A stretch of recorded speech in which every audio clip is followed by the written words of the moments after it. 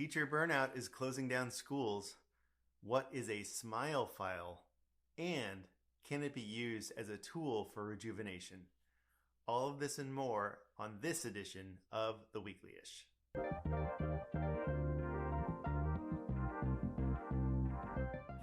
Hi y'all, I'm Tim Villegas. This is a public service announcement. Teachers are not okay. If you are an educator, I see you. You've had a tumultuous couple of years. If you are not an educator, take this opportunity to check on your teacher friends, or if you have kids in school, on their teachers. This week, the New York Times reported that after a few months of relative calm, some public schools are going remote or canceling classes entirely for a day, a week, or even a couple of weeks because of teacher burnout or staff shortages. So for this edition of the Weeklyish, I wanted to breathe some encouragement into you as we wind down 2021.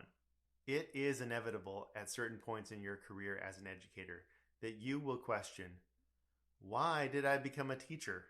The demands of the job, the expectations and responsibilities that are placed on you, and often the lack of support are all draining to the point of feeling hopeless. But there was something that I learned early in my career that always gave me a boost. And it just might be what you need to get through the end of the calendar year. When I first moved to Georgia from Southern California in the summer of 2008, I had taken a job as a special education teacher in a classroom for students with significant disabilities. During my pre-planning for the next school year, I attended what was called a New Teacher Institute. And for those of you who are wondering, why did you even take that job, Tim? Didn't you already believe that inclusive education was the right thing to do? Yes. And I also thought I could make some change inside a system that segregated students by disability. The New Teacher Institute instructor shared with us something I would never forget. It was something called a smile file. A smile file is very simply a folder where you put anything that reminds you of why you wanted to become an educator and brings a smile to your face. The instructor told us that when times are darkest, and it is certainly a dark time for many teachers right now, you can get out your smile file and reflect on the joys of your job. So what kinds of things did I put in my smile file? Well, I'm glad you asked. There are a number of things, but I have 3 specific items I wanted to share. First is a thank you note from a student from even before I was a teacher, circa 2003. I was accumulating hours in an elementary school classroom for an Introduction to Education course, and the students all wrote me notes when my time was over. It is a folded card made out of blue paper with a Spider-Man sticker on it and a crayon drawing of Mr. Villegas and Alex. Inside is written, Mr. Villegas, thank you for everything that you did for me. I miss you. I want you to stay. I want you to be my dad. Back in 2003, I didn't realize that this note was going to be in my smile file, but I kept it around because it reminded me that you don't know what kind of impact you are having. And honestly, this is still a great lesson for me even now. The next item is a note from my mentor, Gail, who was someone I worked with on an inclusion project for students with significant disabilities for the Georgia Department of Education. I had just given a presentation on inclusive education to the staff at my school, Kincaid Elementary, and she was writing to encourage me. This was from 2011, I believe. This is a card. It looks like stationery with Gail's initials on it. And inside she writes, Dear Tim, I wanted to say again what a great job you did presenting to the Kincaid faculty last Tuesday. You are truly one who can, is, and will continue to make a difference in the lives of people with significant disabilities. In the card, she writes a quote, but I don't know who the author is. People don't buy what you do, but why you do it. The goal is to get people to buy what you do because of why you do it. If you don't know why you do it, you can't get people to buy it. You know why you do it. Gail.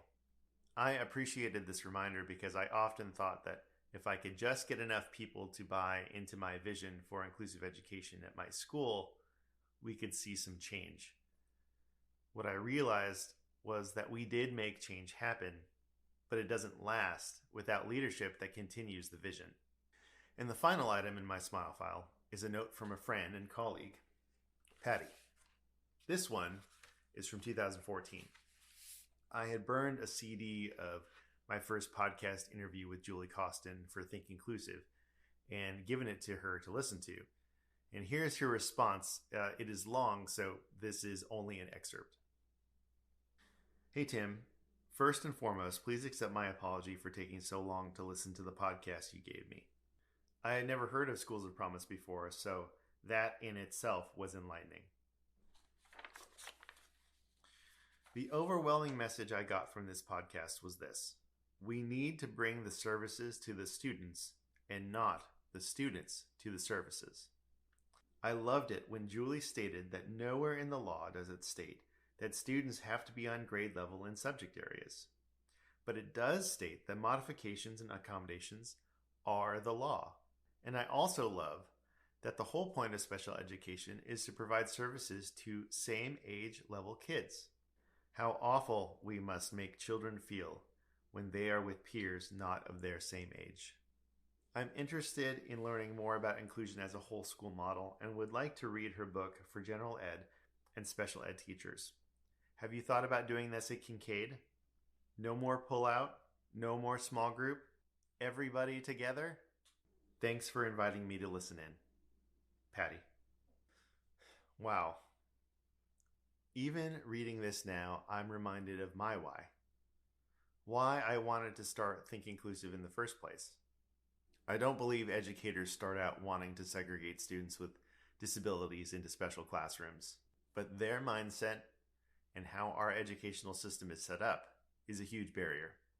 So again, just reading these few notes has given me the inspiration to keep going. I hope that these examples bring to mind items that you would keep to remind you of your why. And if you aren't a teacher, make sure to check on teachers in your life. They may need a note of encouragement. So let's hear from you. What would you put in your smile file? I'd love to know. Respond in the comments section below or email me at tviegas@mcie.org.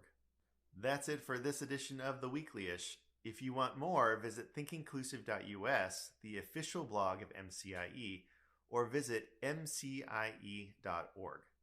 Please comment, like, follow, or subscribe. Thanks for your time and attention, and remember, inclusion always works.